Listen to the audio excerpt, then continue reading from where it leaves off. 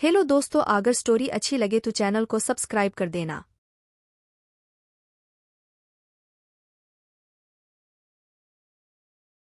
Episode 1 Virat का evolution test.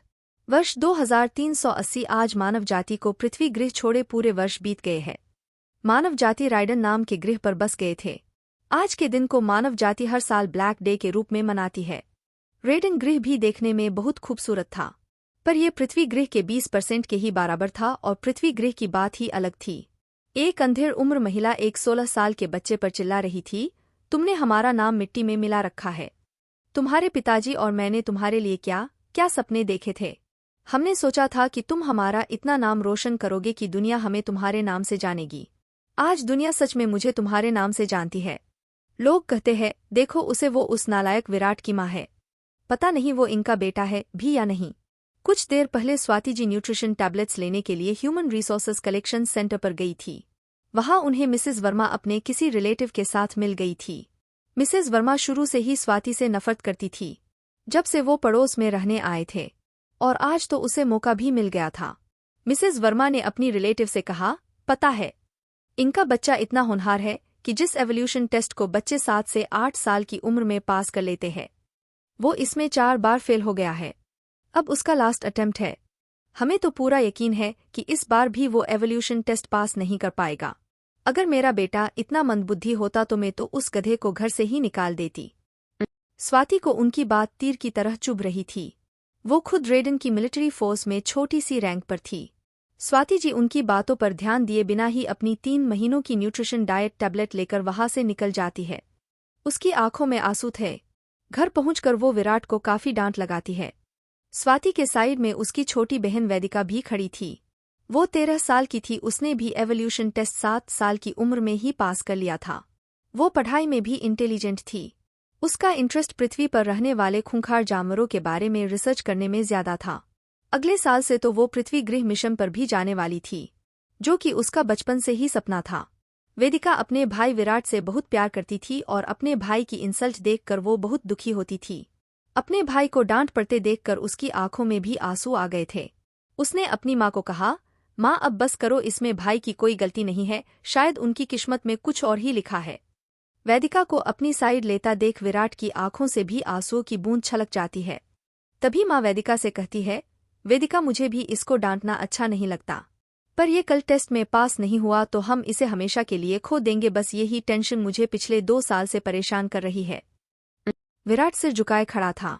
Swati ने आगे कहा, किस माँ को अपना बच्चा बुरा लगता है। मैं इसके पापा को तो 10 साल पहले खो चुकी हूँ। अब ये भी मुझसे दूर हो गया तो मेरे जीने की तो वजह ही खत्म हो जाएगी।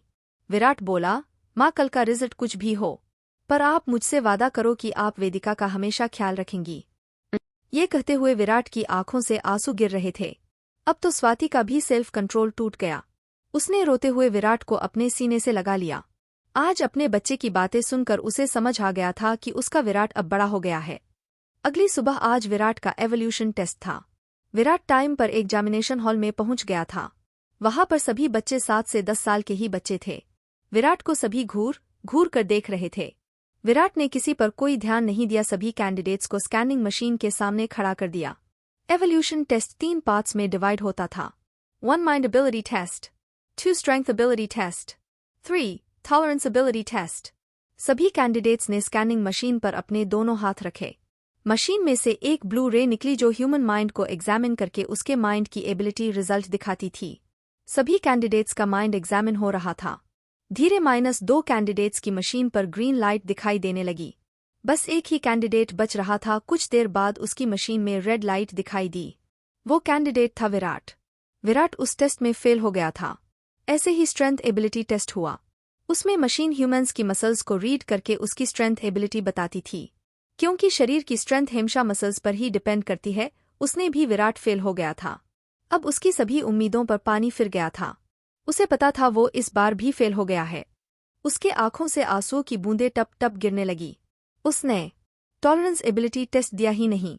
कुछ देर बाद सभी कैंडिडेट्स को घर भेज दिया गया और उसे वही रोक लिया। वो डरा सहमा सा एक वाइट रूम में अपने घुटने मोड़कर एक कोने में बैठा था। उसे एहसास हो रहा था कि उसके साथ कुछ बुरा होने वाला है। तभी उससे मिलने उसकी माँ और बहन वेदिका दरवाजे पर आई। जैसे ही डोर ओपन हुआ वो अपनी माँ के सीने से लग गया। माँ को देखकर उसने अपने आंसुओं पर कंट्रोल कर लिया, क्योंकि वो अपनी माँ को परेशान नहीं करना चाहता था। माँ ने उसको समझाया, उन्हें उसका इंतजार रहेगा।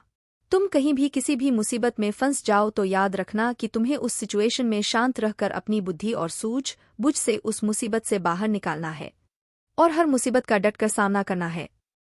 तभी वहां पर एक ऑफिसर आता है और वो स्वाति को कहता है, सॉरी मैडम, मिलने का समय समाप्त हो गया है।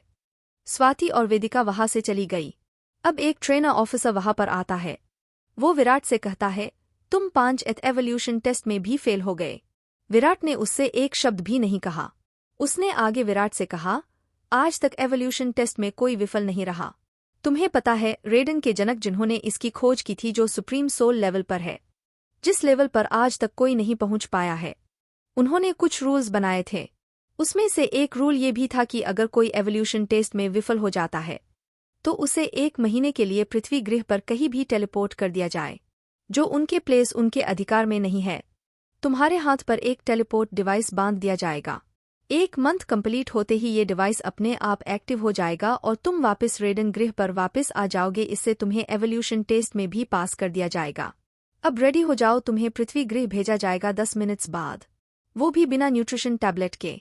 क्या जाने से पहले तुम्हें कुछ चाहिए? विराट ने थोड़ी हिम्मत दिखाते हुए कहा, मैंने एवोल्यूशन टेस्ट की टेंशन में कल से कुछ भी न्यूट्रिशियस टैबलेट और कैप्सूल्स नहीं खाया है। क्या मुझे कुछ खाने को मिल सकता है? ट्रेनर ने अपनी पॉकेट से 2 टैबलेट निकाल कर विराट को दी और विराट ने उनको तुरंत ही निगल लिया। उसके बाद विराट के हैंड पर एक डिवाइस बांधा गया और उसे स्टार्ट कर दिया गया। कुछ ही सेकंड में विराट वहां से इनविजिबल हो गया। दूसरी तरफ विराट की माँ और वेदिका घर पहुंच गए थे। घर के बाहर सनी उनका इंतजार कर रहा था। जैसे ही उसने स्वाति और वेदिका को आते देखा तो उसने दौड़कर स्वाति जी से पूछा, आंटी, इस बार विराट पास हो गया ना? उसकी बात सुनकर स्वाति और वेदिका की आंखों से आंसू बहने लगे। सन्नी को समझते देर नहीं लगी कि रुद्र इस बार भी रह गया और उसके आंखों से भी आंसू बहने लगे। सन्नी को पता था अगर इस बार भी वो रह गया तो उसे पृथ्वी गृह भेज दिया जाएगा, और जहां पर अकेला ट्रेंड ऑफिसर भी, चाहे वो डिवाइन सोल लेवल पर ही क्यों ना हो, वह भी एक दिन भी सर्वाइव नहीं कर सकता। फिर विराट का तो कहना क्या? क्या विराट पृथ्वी पर सर्वाइव कर पाएगा? क्या अब कभी भी अपनी माँ और बहन से नहीं मिल पाएगा? Episode 2, Virat versus snake dragon. Virat अपने आप को एक घने जंगल में पाता है। वहां पर बहुत ज्यादा अंधेरा था। चारों तरफ बड़े बड़े वृक्ष थे। उनके बीच से हल्की सी चमकदार रोशनी आ रही थी। वो चंद्रमा की रोशनी थी। विराट को ये समझ आ गया था कि पृथ्वी पर भी चंद्रमा की रोशनी ऐसे ही पड़ती है जैसे रेडन ग्रह पर पड़ती है। इसका मतलब अभी पृथ्वी पर रात है। रेडन ग्रह पर 12.5 आवर्स की रात होती थी और 12.5 आवर्स का दिन।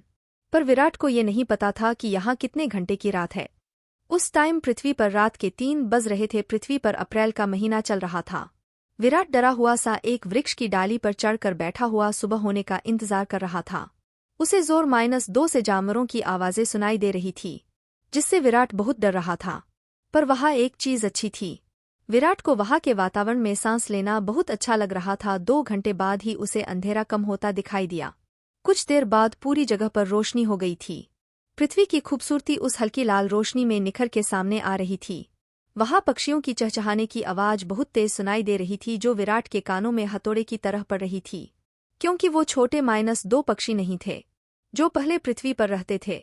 वे इवॉल्व होकर बहुत ही खतरनाक पक्षियों में बदल गए थे। कहा जाता है ये एवोल्यूशन पृथ्वी पर एलियंस की वजह से हुआ था, और मानव जाति ने भी ये एवोल्यूशन प्रोसेस उन्हीं जानवरों पर एक्सपेरिमेंट करके हासिल की थी, और तब जाकर मानव जाति स्ट्रांग बनना शुरू हुई थी। पृथ्वी पर अभी तक मानव जाति ने 10 मिलिट्री बेस तैयार कर लिए थे, और वहां पर उन्होंने अपना कैंपस बना लिया था। ये कैंपस कई किलोमीटर तक फैला हुआ था। आप ये भी कह सकते हैं कि मानव जाति धीरे -2 पृथ्वी पर अपना अधिकार कर रही है।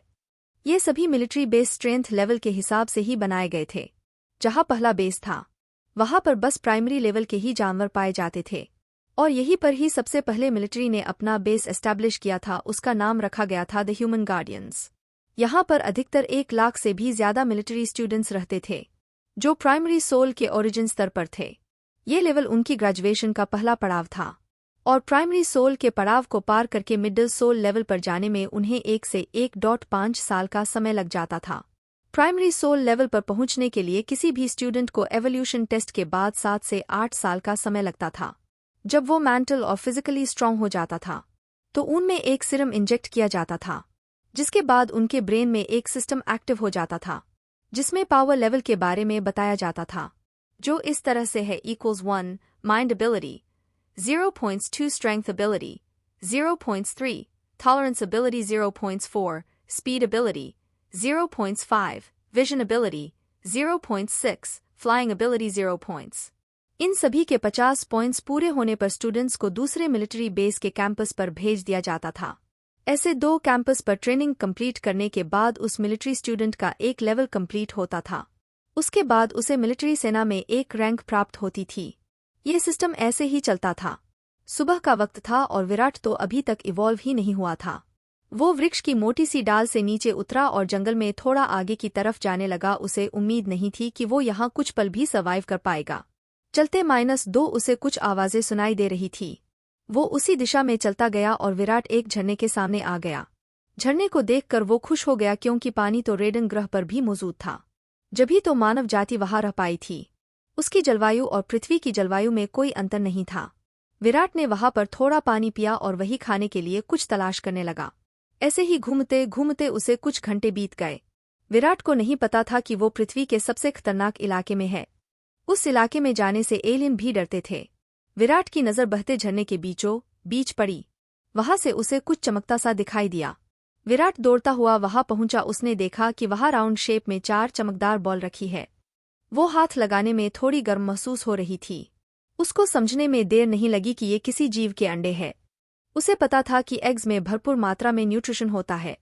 विराट ने जल्दी से एक एग लिया और उसे ऊपर से फोड़कर उसका पल्पी लिक्विड सफा चट कर गया। उसे स्वाद में वो एग कुछ ज्यादा ही डिलिशियस लगा। उसका पेट भर गया था पर मन नहीं भरा था, तो उसने एक और एग का फ्लूइड और पी लिया। अब तो उसके पेट में हल्की सी भी जगह नहीं बची थी। विराट ने एक बड़ी सी डकार ली और वहां से निकल गया। कुछ देर चलने के बाद उसे कुछ अनकंफर्टेबल फील होने लगा। धीरे -2 शाम होने लगी और वो उस नदी के सहारे चलते -2 उस जगह से बहुत दूर निकल आया था। अब उसकी तबीयत बिगड़ने लगी थी। उसके बॉडी का टेम्परेचर बढ़ रहा था। तभी उसे किसी की दहाड़ की आवाज सुनाई दी। इस आवाज को सुनकर तो विराट अंदर तक कांप गया। उसे अंदर ही अंदर कुछ गलत होने का एहसास हो रहा था। उसे नहीं पता था कि ये फीलिंग उसे किस वजह से आई। उसने दौड़ लगाना शुरू कर दिया। एक तो विराट पूरी तरह होश में नहीं था। उसका ध्यान तो उसकी स्पीड पर गया ही नहीं। उसे तो डर था कि कहीं ये जानवर वो तो नहीं था जिसके उसने एग्स खाए थे। उसका अंदाजा बिल्कुल सही था। वो वही जानवर था। वो एक स्नेक ड्रैगन था, जो कि पृथ्वी पर इकलौता जानवर था। वो ड्रैगन्स का किंग माना जाता था। उसकी हाइट 30 मीटर से ज्यादा थी। उस स्नेक ड्रैगन को रोज कई 100 माइल दूर जाकर शिकार करना पड़ता था, क्योंकि दूर दूर तक उसके डर से कोई जानवर नजर नहीं आता था और पक्षियों का वो ड्रैगन शिकार नहीं करता था। इसके पीछे की वजह समझ नहीं आती थी।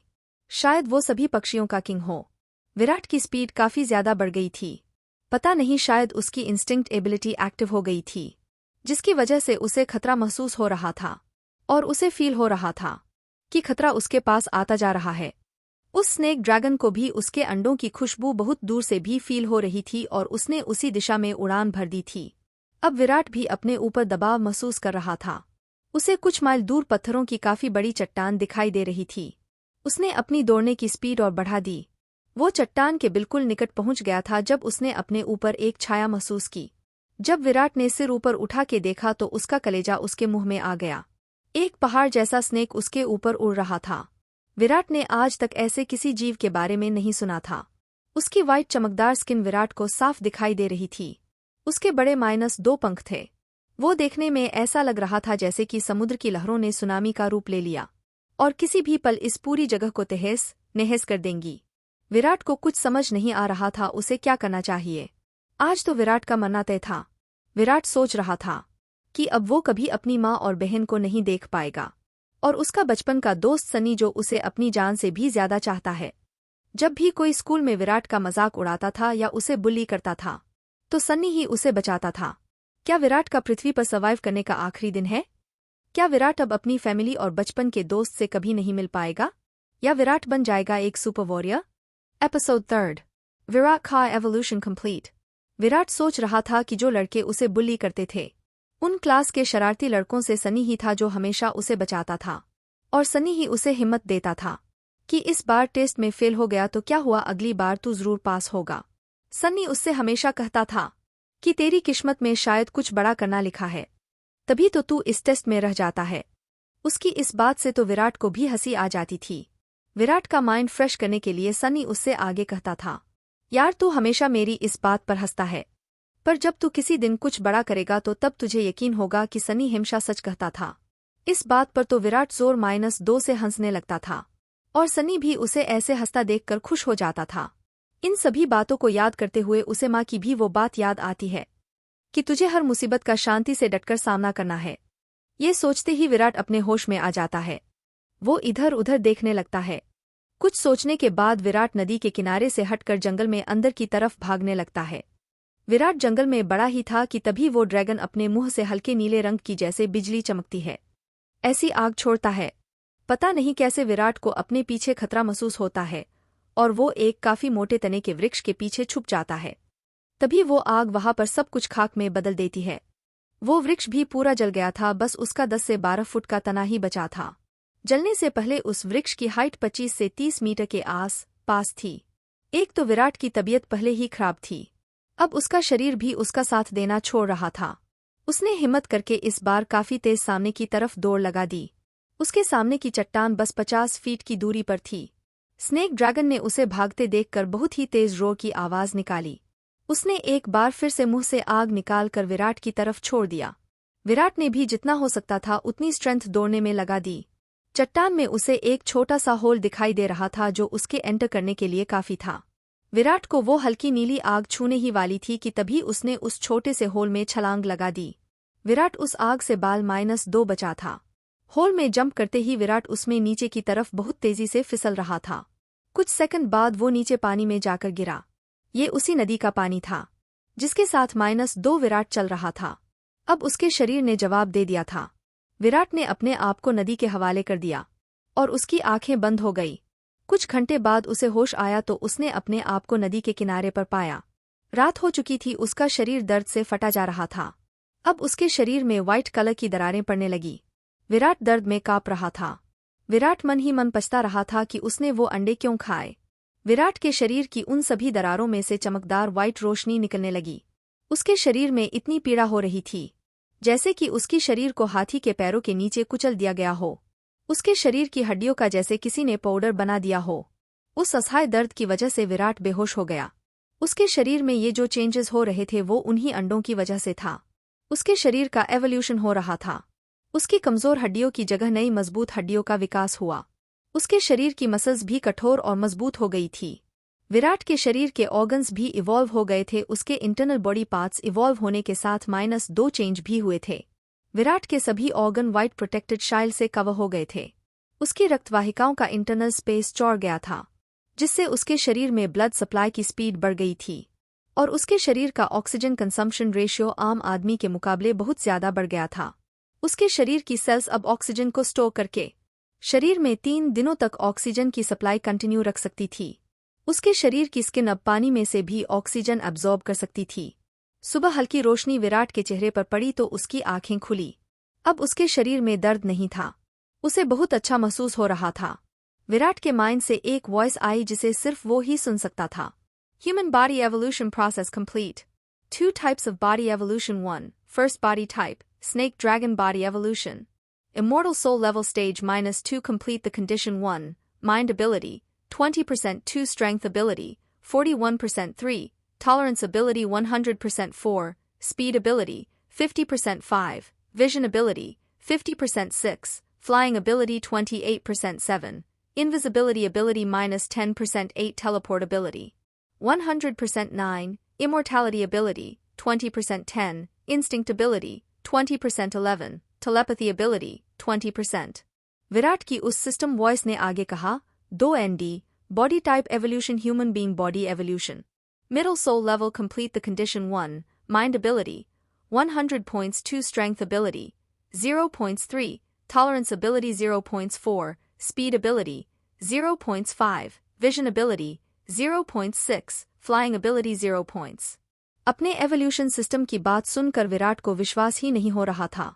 उसके सिस्टम की एक बात और थी कि उसके दोनों एवोल्यूशन लेवल माइंड से कंट्रोल होता था।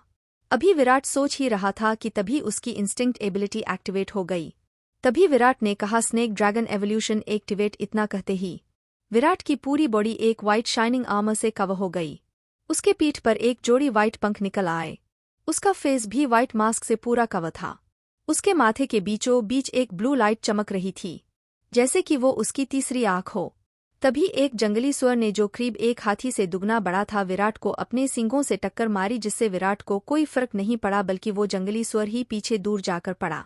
विराट चाहता तो उस सुअर को पहले ही रोक सकता था, पर वो उस आर्मर की एबिलिटी चेक करना चाहता था, और उस आर्मर की एबिलिटी से विराट बहुत खुश हुआ। अब जाकर उसे अपनी माँ और बहन से वापस मिलने की एक उम्मीद नजर आई थी। जंगली सुअर ने दोबारा विराट पर हमला कर दिया। अब विराट का भी मस्ती करने का पूरा मन था। विराट अपने पंख फड़फड़ा कर आसमान में बिजली की स्पीड से उड़ा और सीधा उस जंगली सुअर के पीछे आ गया। विराट ने इतने भारी भरकम जंगली सुअर की पूंछ पकड़ी और उसे गोल गोल घुमाकर आसमान में पहुंचा दिया। कुछ देर बाद जंगली सुअर सीधा पर आकर गिरा। वो फिर से खड़ा हो गया और विराट पर हमला करने के लिए आगे बढ़ा। अब विराट का भी उससे खेलकर मन भर गया था। विराट ने मन में कहा, अब तो इसे मारना ही पड़ेगा। तभी उसके माथे की बीचों बीच से एक लाइट निकली, जिससे वो जंगली सुअर तड़प -2 कर वहीं मर गया। ये हल्की ब्लू लाइट बिल्कुल उस स्नेक ड्रैगन के उस ब्लू आग के जैसी ही थी। अभी विराट अपनी पावर्स के बारे में सोच ही रहा था, तभी उसके सिस्टम से आवाज आई, आपने एक किंग लेवल के सोल बीस्ट वाइल्ड बो को मारा है। क्या आप इससे एबिलिटी पॉइंट्स हासिल करना चाहते हैं? विराट ने सोचा, क्या ये सिस्टम मुझसे बात कर सकता है? सिस्टम ने कहा, जी आप बिल्कुल सही सोच रहे हैं। विराट की खुशी का तो ठिकाना ही नहीं रहा। उसने सिस्टम से कहा, मैं तुम्हें क्या कहकर बुला सकता हूँ? सिस्टम ने कहा, मेरा नाम एलिस है।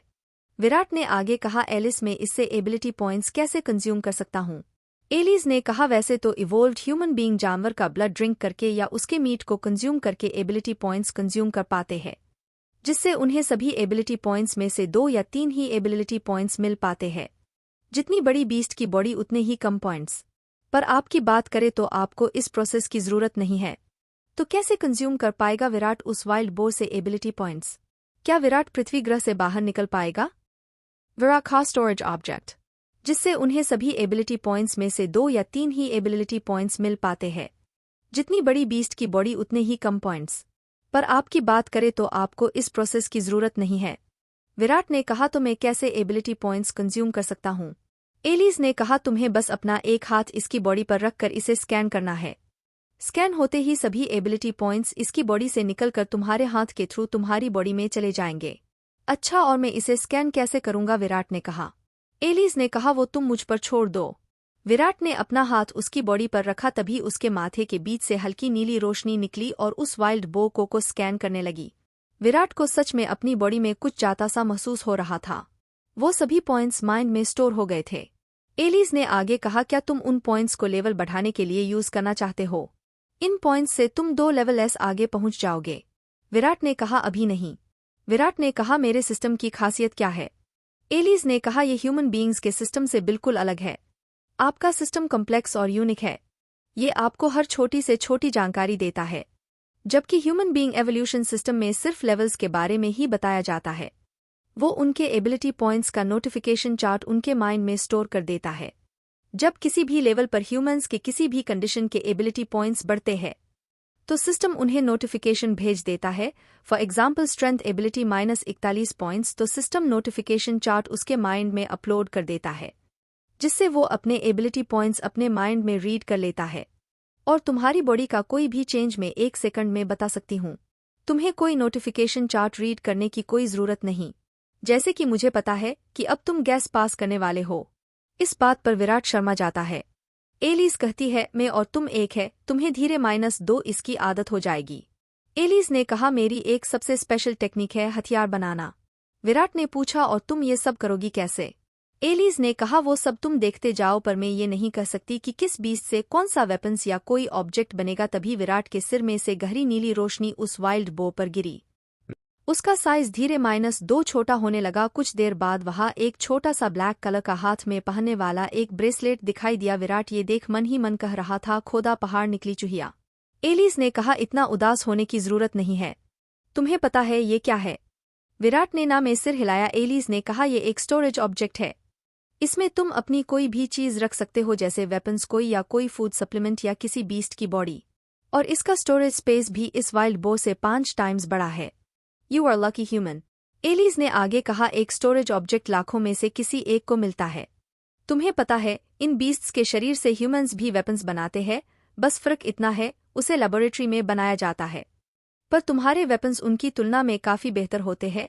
इसके बारे में तुम्हें आगे पता लगेगा। और तुम 1 महीने में बस एक ही वेपन्स बना सकते हो। और इन बीस्ट के शरीर से बनाए गए वेपन्स भी एबिलिटी पॉइंट्स से अपना बढ़ा सकते हैं। तुम इस स्टोरेज ब्रासलेट का भी बढ़ा सकते हो। उसके बाद विराट ने वो ब्रेसलेट अपनी रिस्ट में पहन लिया। एलिस ने कहा, अब तुम माइंड पर इतना प्रेशर डालना बंद करो। धीरे धीरे तुम्हें सब समझ में आ जाएगा। और अब तुम रेस्ट कर सकते हो। अगर तुम किसी भी डेंजर सिचुएशन में हुए तो मैं अपने आप एक्टिव हो जाऊंगी। अभी मेरी वजह से तुम्हारे माइंड पर प्रेशर पड़ रहा है। और हाँ, ये सोचना बंद करो, मेरी लैंग्वेज तुम्हारे जैसी इसलिए है क्योंकि मैंने तुम्हारी लैंग्वेज को स्कैन किया है। जैसा तुम बोलते हो मैं भी वैसा ही बोलूंगी। Okay bye. इतना कहते ही विराट बिल्कुल पहले की तरह नॉर्मल हो गया। अब विराट को ये वातावरण पसंद आ रहा था।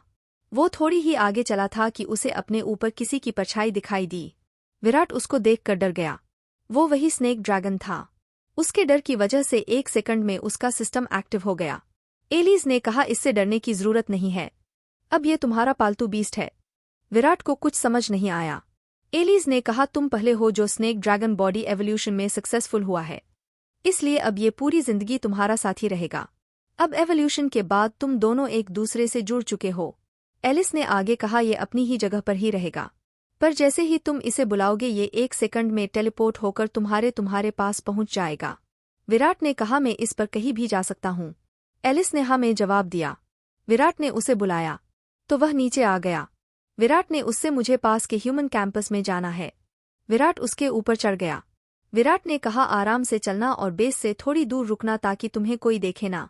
स्नेक ड्रैगन को विराट की हर बात समझ आ रही थी क्योंकि वो एक दूसरे से जुड़ जो चुके थे। अब वो एक दूसरे की लैंग्वेज भी समझ सकते थे। स्नेक ड्रैगन ने उसकी बात सुनकर अपने आप को इनविजिबल कर लिया। विराट को ये देखकर बहुत खुशी हुई। अब उसे इस बात की टेंशन नहीं थी कि इस बीस्ट को कोई देख लेगा।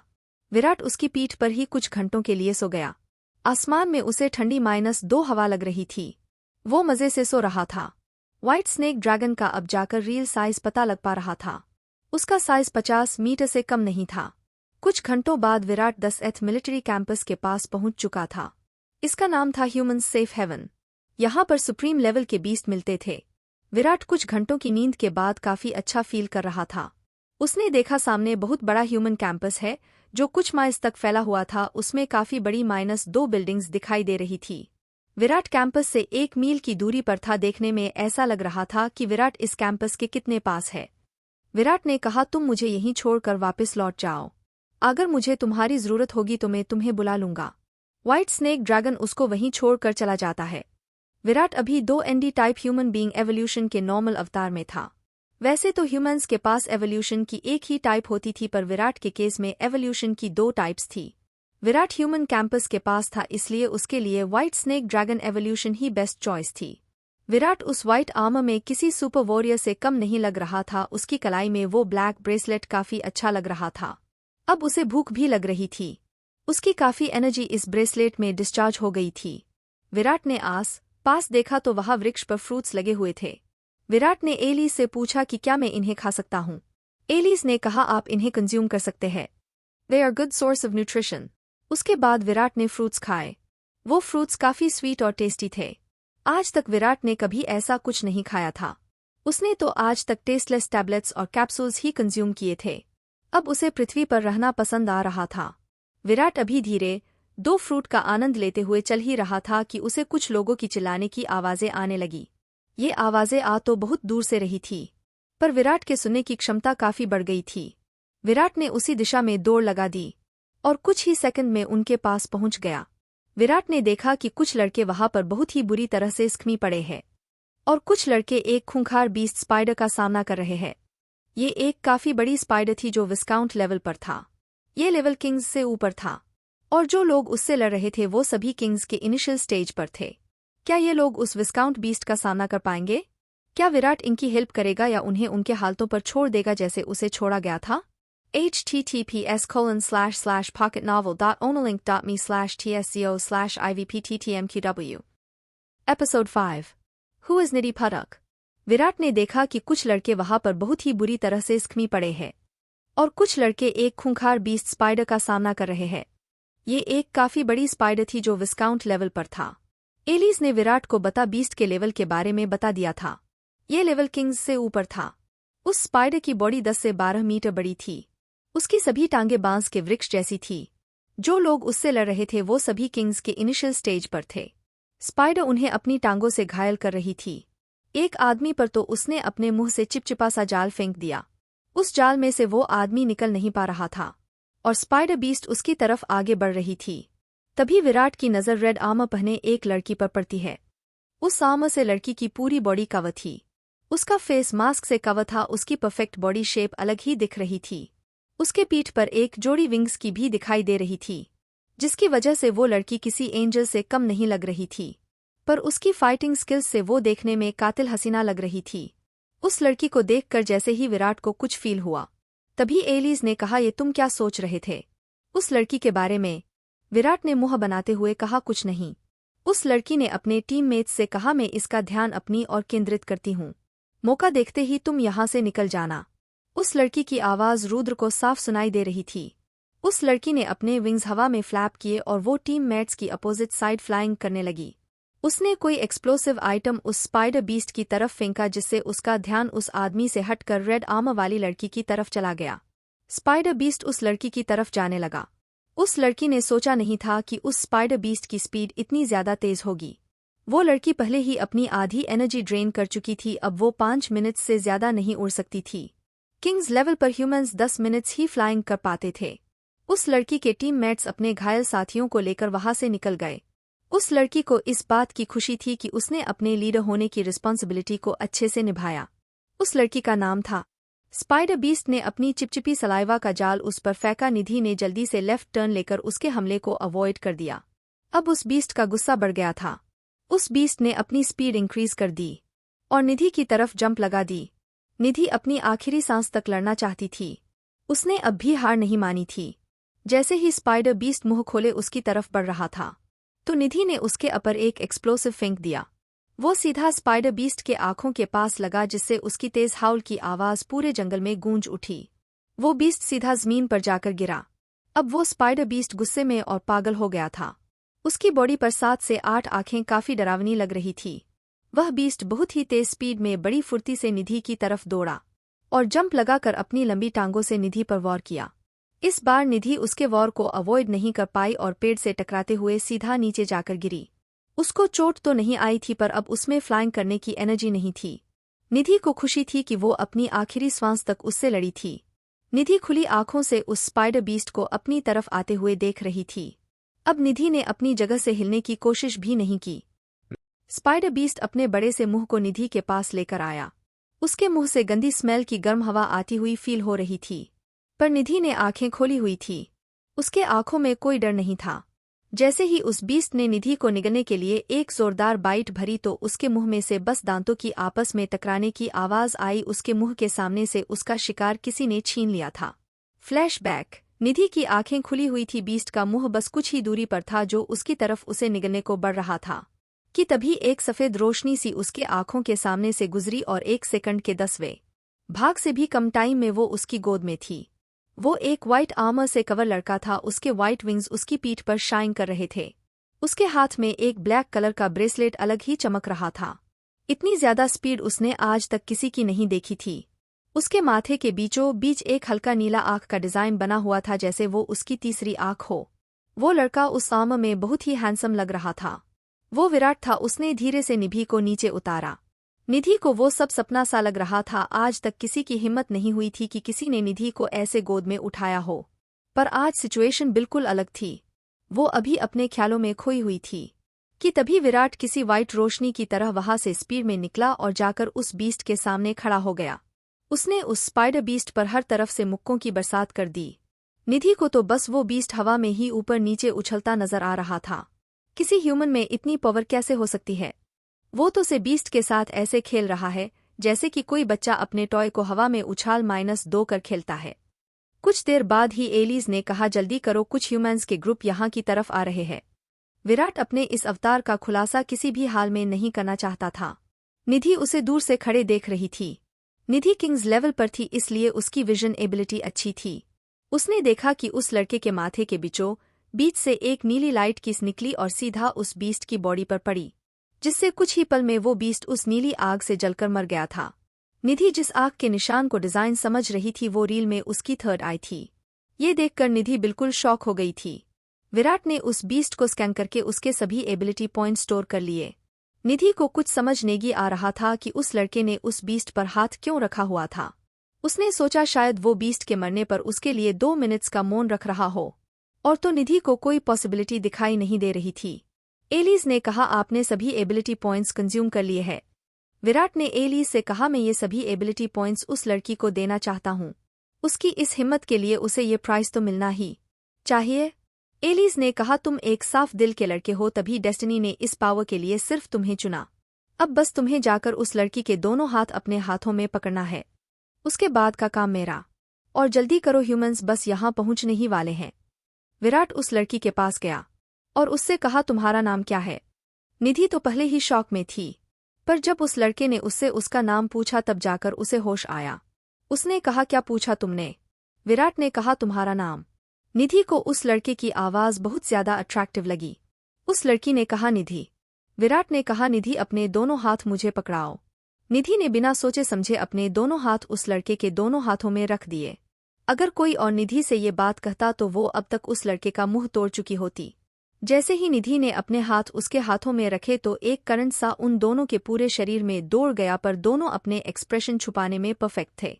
तभी निधि को उस लड़के के हाथों में से एक पावरफुल एनर्जी अपनी बॉडी में जाती हुई फील हुई। कुछ ही सेकंड में ये प्रोसेस कंप्लीट हो गई थी। निधि का सिर थोड़ा भारी सा हो गया था तो उसने अपना प्रोटेक्टिव मास्क उतार दिया था। तभी विराट के मुंह से निकला, एरिस्टोक्रेट निधि पाठक। निधि ने कहा, तुम मुझे जानते हो? विराट ने कहा, तुम्हें कौन नहीं जानता मिस निधि पाठक। तभी निधि के सिस्टम आवाज आई, आपने स्पाइडर बीस्ट के एबिलिटी पॉइंट कंज्यूम कर लिए है। विस्काउंट सोल लेवल हासिल कर लिया है। निधि की हैरानी का तो ठिकाना ही नहीं था। विराट ने उसके हैरानी वाले एक्सप्रेशंस को समझ लिया था। उसने कहा, यह छोटा सा प्राइस तुम्हारे सैक्रिफाइस और तुम्हारे करेज के लिए। विराट ने आगे कहा, मुझे यकीन है ये बात तुम्हारे और मेरे बीच ही रहेगी। इतना कहकर विराट वहां से जाने लगा। निधि ने पीछे से चिल्लाते हुए कहा, तुमने अपना नाम तो बताया ही नहीं। क्या विराट निधि को बता देगा अपनी असली पहचान? कौन है ये निधि पाठक? क्या ह्यूमंस का ग्रुप वहां पर विराट को देख लेगा?